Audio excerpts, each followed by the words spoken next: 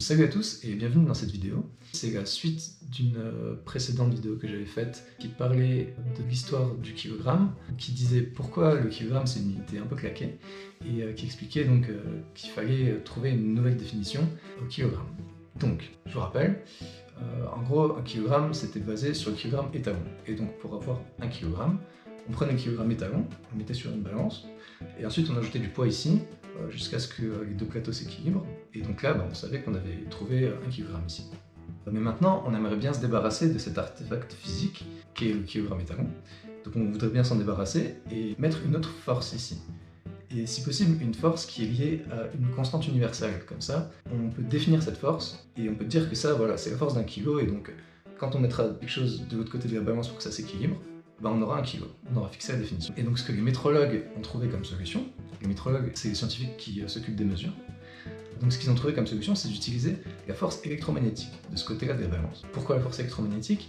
Parce qu'on peut facilement la relier à une constante universelle qui s'appelle la constante de Planck. Et donc en gros on utilise une bobine qu'on vient placer dans un champ magnétique, et dans cette bobine, d'une certaine longueur, on va faire passer un courant électrique. Et en fait, le fait de faire passer un courant électrique dans une bobine qui se trouve dans un champ magnétique, ça génère une force. Et donc cette force, elle est égale à la longueur de la bobine, multipliée par le champ magnétique, multipliée par l'intensité du courant qu'on fait circuler dans la bobine. Et donc cette force, si on connaît précisément la longueur de la bobine, le champ magnétique et l'intensité du courant qui parcourt la bobine, on peut donc définir très précisément cette force. Et donc si on définit tout ça, on peut dire voilà, cette force-là, ça vaut 1 kg. Donc voilà, on peut reprendre l'idée de la balance de chaque côté. Ici, on va mettre un poids qu'on pense être 1 kg, on voudrait que ce soit 1 kg. Et ensuite ici, donc on met notre bobine dans un champ magnétique, on fait passer un courant électrique à l'intérieur, et donc là on va essayer de faire varier l'intensité du courant électrique jusqu'à ce que les plateaux s'équilibrent. Et donc là on aura trouvé 1 kg, et donc on pourra définir ça comme ça. Sauf que le problème, c'est que on connaît pas, en fait, on sait pas mesurer précisément la longueur de la bobine et surtout l'intensité du champ magnétique. Donc on connaît pas hyper précisément elle. Vous allez me dire ouais, on peut prendre une règle et mesurer ou quoi, ok, mais on aimerait bien avoir ça avec une très grande précision. On aimerait bien ça à 10-6, 10-7, 10-8, aussi précis que possible. Et on peut pas vraiment le faire en fait. Et pareil pour le champ magnétique, on n'a pas trop des magnétomètres qui soient suffisamment précis. Donc B et L, on connaît pas trop bien ça. Par contre I, on peut le connaître très bien. Donc voilà, F égale I, L, B. Maintenant, on aimerait bien connaître B et L. Et donc en fait, ce qu'on va faire, c'est une seconde expérience qui n'a plus rien à voir avec la première, mais qui va consister à nous permettre de trouver B et L. Donc ce qu'on fait, on éteint le courant, on garde le même champ magnétique et on garde la même bobine. Okay, et donc ce qu'on va faire en fait, c'est qu'on va relier la bobine, l'ensemble à un petit moteur, et ce petit moteur, il va permettre de faire bouger la bobine dans le champ magnétique. En fait, ça va permettre de créer une différence de potentiel, donc une tension, entre les deux extrémités de la bobine. Si on prend une bobine comme ça, c'est un phénomène physique, il y a une création d'une différence de potentiel. Et cette différence de potentiel, on peut la mesurer très précisément. Et en fait, la vitesse qu'on donne à la bobine, on peut aussi la mesurer très précisément grâce à un interféromètre.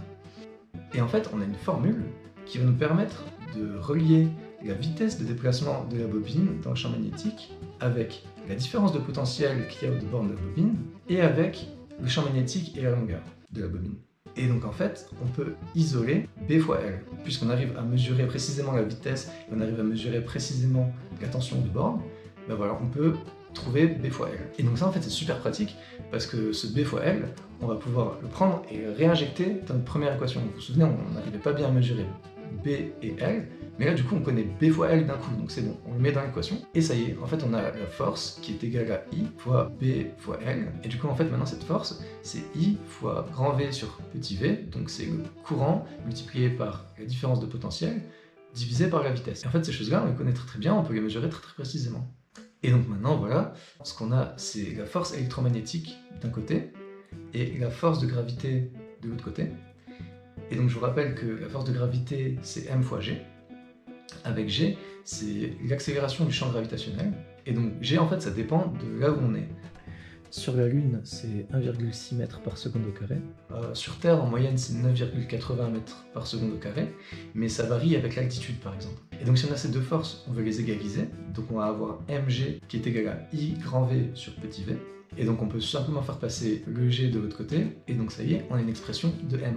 Par ailleurs, le petit g, donc l'accélération gravitationnelle, en fait on peut la mesurer aussi très précisément à l'aide d'un gravitomètre, et donc ce qui me donne en fait m en fonction d'une expression. Mais bon, maintenant vous allez me dire, ok Théo c'est cool, là on a m, mais tu nous as dit qu'il fallait qu'on lie ça à une constante universelle. Et en fait, effectivement, je vous ai dit que la force électromagnétique, on pouvait la lier à la constante de Planck. Et en fait, de ce produit-là, V fois I, donc la tension électrique multipliée par l'intensité du courant électrique, on arrive à faire apparaître la constante de Planck grâce notamment à des phénomènes physiques comme...